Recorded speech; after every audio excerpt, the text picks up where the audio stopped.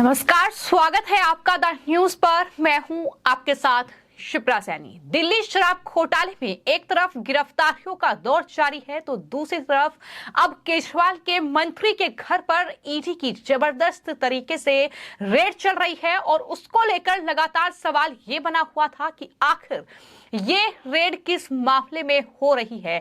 क्योंकि जिस तरीके से केजरीवाल सरकार में मंत्री राजकुमार आनंद के करीब 9 ठिकानों पर ईडी ने शिकंजा कसा है, उसके बाद अब ये बड़ा खुलासा हुआ है कि दरअसल ये छापेमारी जो है वो कस्टम और हवाला के मामले में हो रही है। जी हां, ये बड़ा खुलासा इस पूरे मामले में हुआ है और ये भी लगातार जानकारी सामने आ रही है कि ये पूरा मामला कस्टम से जुड़ा हुआ है और जिसमें हवाला के जरिए पैसा विदेश भेजा गया और चीन के जरिए वो पैसा वापस आया है। यानी पैसों की हेराफेरी का जो आरोप है वो केजरीवाल सरकार में मंत्री राजकुमार आनंद पर लगा है, जिसके चलते मनी लॉन्ड्रिंग के इस पूरे मामले में ईडी ने राजकुमार आनंद के ठिकानों पर छापेमारी की है। करीब 9 ठिकानों पर छापेमारी सुबह से जारी है, जिसको लेकर राजनीतिक बवाल भी खूब देखने को मिल रहा है। क्योंकि एक तरफ शराब घोटाले में आज अरविंद केजरीवाल से पूछताछ होनी थी, लेकिन उन्होंने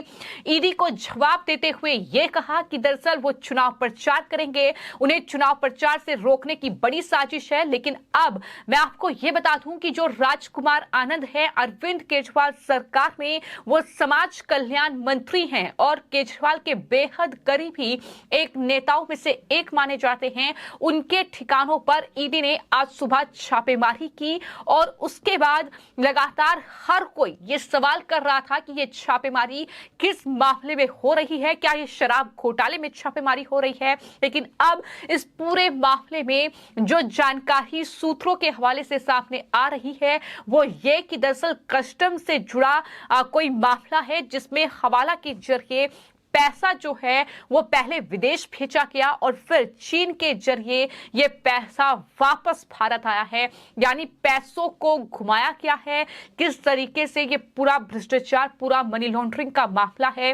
हालांकि इसको लेकर अभी तक ईडी की ओर से कोई स्पष्टीकरण, कोई ऑफिशियल स्टेटमेंट नहीं दिया गया है, लेकिन जो जानकारी सामने आ रही है वो हमने आपके साथ साझा की है कि ये हवाला से जुड़ा मामला है, पैसों की हेराफेरी का मामला है, चीन के जरिए ये पैसा वापस आया है।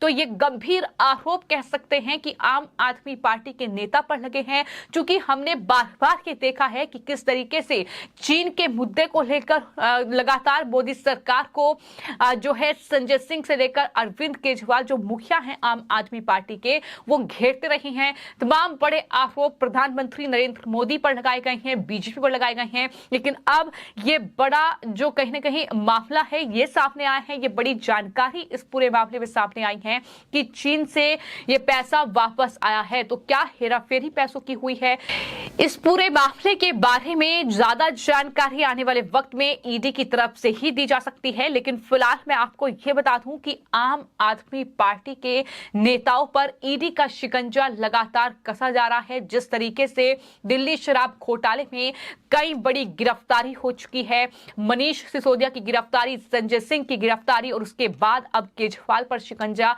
और इसके अलावा छठे ऐसे नेता हैं राजकुमार आनंद जो कि ईडी की शिकंजे में आए हैं।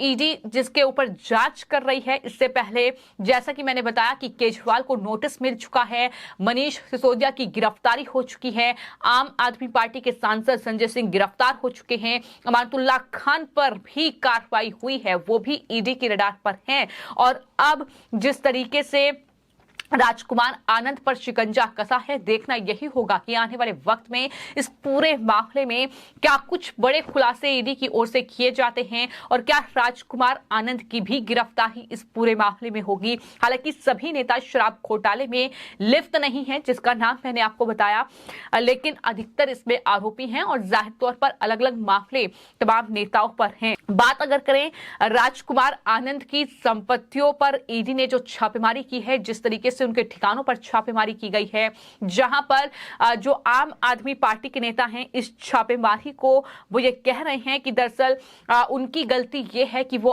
आम आदमी पार्टी में हैं, यानी वो आम आदमी पार्टी का हिस्सा हैं, इसलिए उनके घर पर छापेमारी हो रही है। उन्होंने कोई भ्रष्टाचार नहीं किया है, ये राजनीतिक रूप से छापेमारी चल रही है, ये राजनीति से प्रेरित छापेमारी है, गैर कानूनी छापेमारी है। इस तरीके के शब्दों का इस्तेमाल आम आदमी पार्टी लगातार कर रही है, लेकिन वहीं बीजेपी ने इस छापेमारी को लेकर भी लगातार आम आदमी पार्टी पर हमला बोला है। चाहे फिर वो बीजेपी के प्रवक्ता शहजाद पूनावाला हो, उनकी तरफ से ये कहा गया कि आपको ये समझना होगा कि आज धरने और नाटक का समय नहीं है, आज अपनी जिम्मेदारियों को पूरा करने का वक्त है, जिसका मतलब है कि आप जाएं और एजेंसियों को जवाब दें और पीड़ित होने का कार्ड आप बिल्कुल ना खेलें। अरविंद केजरीवाल पर यह हमला शहजाद पूनावाला ने बोला है। साथ ही जिस तरीके से कहीं ना कहीं ये पूरा घोटाला सामने आया है, जिस तरीके से ये कहीं ना कहीं भ्रष्टाचार हुआ है, उसको लेकर बीजेपी लगातार हमला बोल रही है। इतना ही नहीं, बीजेपी के तमाम जो दिल्ली के नेता हैं वो इस छापेमारी को लेकर बयान उनकी तरफ से दिए गए हैं। कमलजीत शेरावत ने लिखा है कि संजय सिंह, सत्येंद्र जैन और सिसोदिया की गिरफ्तारी हो चुकी है। हर भ्रष्टाचारी का नंबर आएगा जिसने भी दिल्ली की जनता को ठगा है। तो ये उनकी तरफ से पोस्ट किया गया है। इस तरीके से तमाम नेता पोस्ट कर रहे हैं और आम आदमी पार्टी पर हमला बोल रहे हैं। लेकिन इस पूरे मामले को लेकर जो बड़ा खुलासा हुआ है, कहीं ना कहीं राजकुमार आनंद जो कि केजरीवाल सरकार में मंत्री हैं और समाज कल्याण मंत्री का दर्जा उन्हें मिला हुआ है, और किस तरीके से उन्होंने दरअसल हवाला के जरिए जो है पैसों का लेन देन किया है, इसका खुलासा हुआ है। हालांकि पूरी खबर क्या है, पूरी जानकारी क्या है, ये ईडी की ओर से ही साझा की जाएगी। लेकिन फिलहाल जो इस पूरे मामले में बड़ी जानकारी निकलकर सामने आई है वो यही है कि दरअसल हवाला के जरिए पैसा जो है वो राजकुमार आनंद ने विदेश भेजा है और चीन के जरिए ये पैसा वापस आया है। तो ये वही पार्टी है, ये वही पार्टी के नेता हैं जो लगातार चीन को लेकर प्रधानमंत्री नरेंद्र मोदी पर हर रोज मनगढ़ंत आरोप लगाते हैं, लेकिन खुद किस तरीके से चीन के साथ ये पैसों का लेन देन कर रहे हैं, किस तरीके से ये हवाला के जरिए जो है पैसों का लेन देन विदेशों में कर रहे हैं, इसकी बड़ी जानकारी अब सामने आई है। और यही वजह है कि ईडी आज सुबह से राजकुमार आनंद के घर पर यह छापेमारी कर रही है, जिसमें कहीं ना कहीं छापेमारी में कई जगहों पर छापेमारी की गई है, कई चीजें बरामद की गई हैं और हवाला के जरिए पैसा विदेश भेजने का आरोप लगा है। हालांकि इस छापेमारी को राजनीति से प्रेरित छापेमारी लगातार आम आदमी पार्टी बता रही है, लेकिन देखना यही होगा कि आने वाले वक्त में ईडी इस पूरे मामले को लेकर क्या कुछ बड़े खुलासे करने वाली है और क्या सत्येंद्र जैन, मनीष सिसोदिया, संजय सिंह के बाद अब एक और मंत्री जो हैं वो ईडी की गिरफ्त में होंगे, ये भी देखने वाली बात होगी। फिलहाल आपकी इस पूरे मामले को लेकर क्या राय है, हमें कमेंट बॉक्स में जरूर लिखें और चैनल को सब्सक्राइब करें। धन्यवाद।